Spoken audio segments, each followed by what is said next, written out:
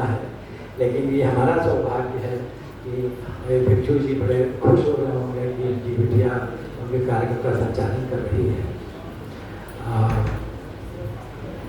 बाबू जी की बहुत अभिलाषा थी कि कार्यक्रम करें, पुस्तक लेखन करें, और रचना तो इतनी लिखते रहते थे कि मतलब हम तो कभी भी बहुत भावुक हो जाते हैं बात करते करते, लेकिन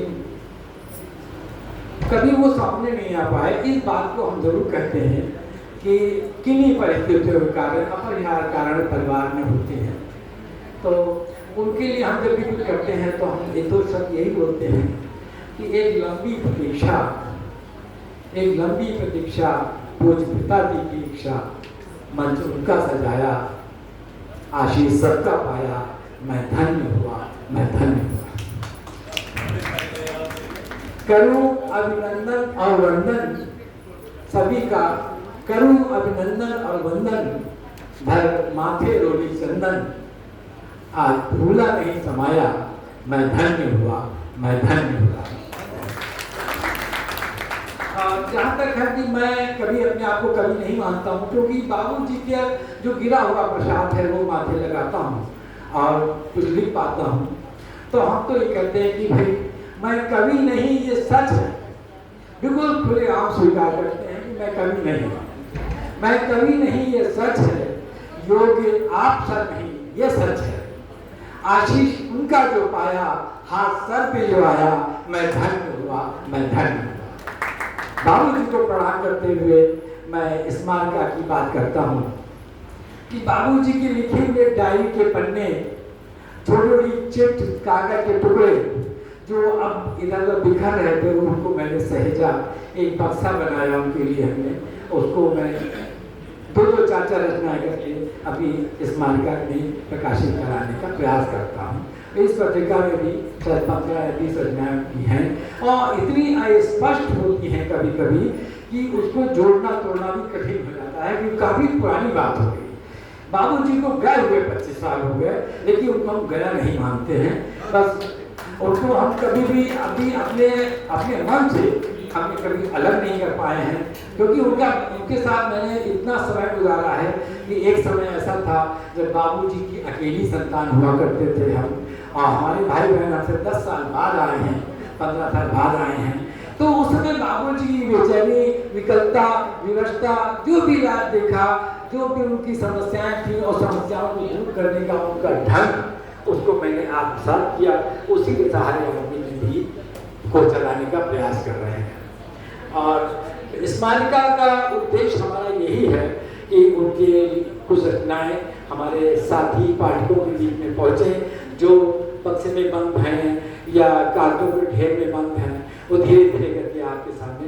ये तीसरी स्मारिका है और हमारे ख्याल में अब जब काफी रचनाएं सब सही कर लेंगे तो हम आपसे वादा करते हैं इस मंच पे कि बाबूजी का एक ग्रंथ हम जरूर छपवाएंगे भिक्षुक साहित्य पर। उसकी घोषणा पहले भी कर चुके हैं और उसके लिए सबसे अच्छी बात यह है, आदरणीय साहित्य जी ने जो है हमको अग्रिम बधाई के रूप में 4 पन्ने लिख के दिए हैं और उसको जो है हम इनका आभार व्यक्त करते हैं।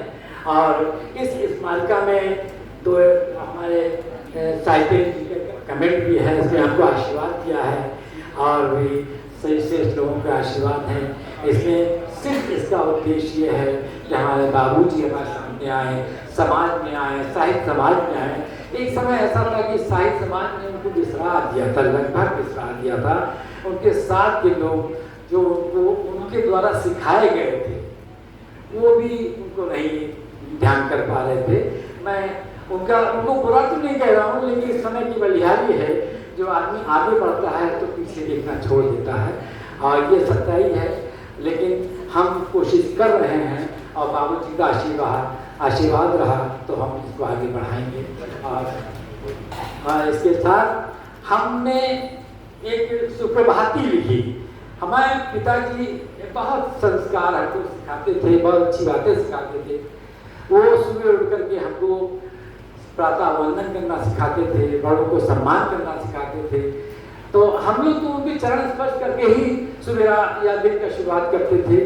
तो वो सुप्रभाती उसी की देन है कि हम आज भी फेसबुक के ऊपर 4 लाइनें जरूर लिखते हैं सुप्रभात के रूप में। किसी की कविता हम या किसी की लाइनें या किसी का पोस्टर फॉरवर्ड नहीं करते हैं, उसमें संदेश होता है। संदेश ये होता है जो दिन भर में समाज में देखते हैं, अच्छा या बुरा, जो अच्छा लिखता है तो उसको भी लिखते हैं, और जो नहीं अच्छा लगता है तो उसके बारे में लिखते हैं, उसका समाधान करते हैं। और सुप्रभाती में तो यही सब मुक्तक ही हैं, जो ज़्यादातर मुक्तक तो हमारे बाबू जी को बड़ी हैं, और उसमें एक आध मुक्तक सुना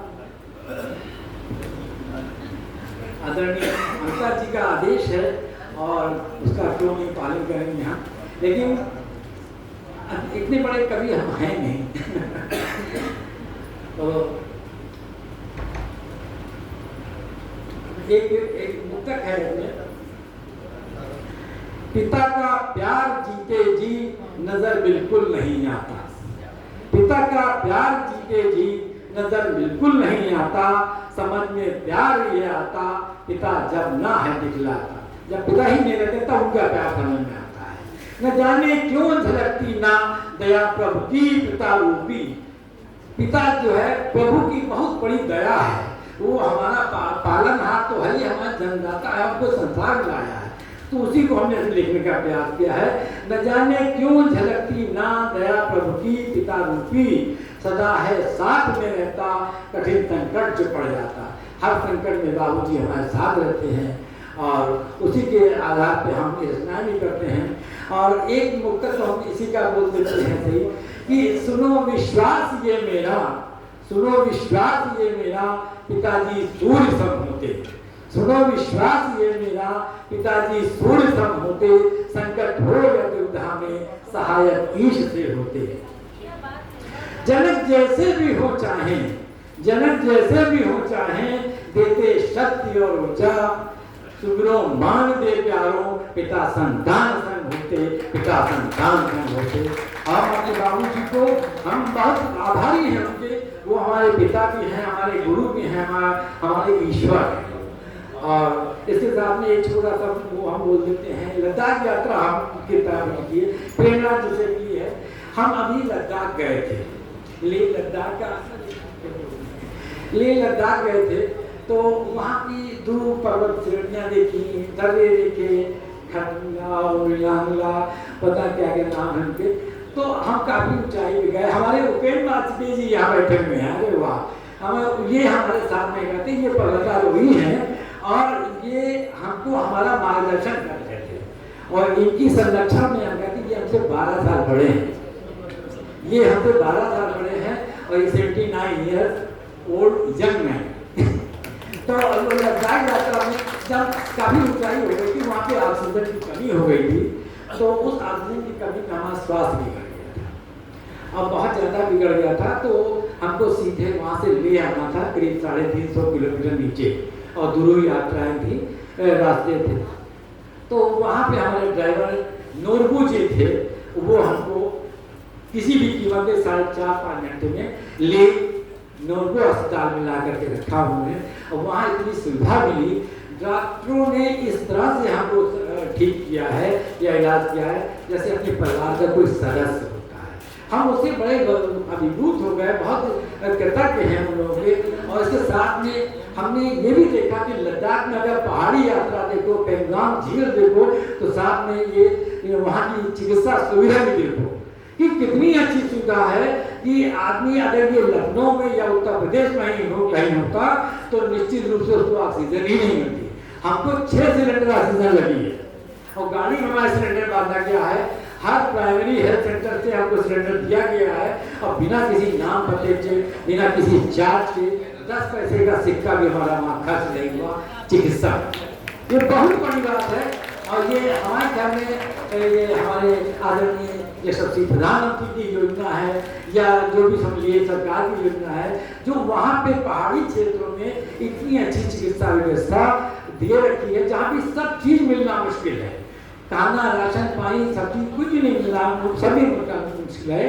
तो उसको जो है उन्हीं सब बातों को हमने इस पुस्तक में लिखने का प्रयास किया है ताकि आगे जाने वाले लोग को मार्गदर्शन मिल सके और साथ में उनको वहाँ की जानकारी मिल सके कि कौन सी पहाड़ी कितनी ऊंची है, कौन सी पैलेस कितना अच्छा बना, किस राजा ने बनाया था, कौन सा चौराहा अच्छा है। वहाँ ज़्यादातर गोमा लोग रहते हैं, लामा लोग रहते हैं, लामा लोग रहते हैं या फौजी रहते हैं।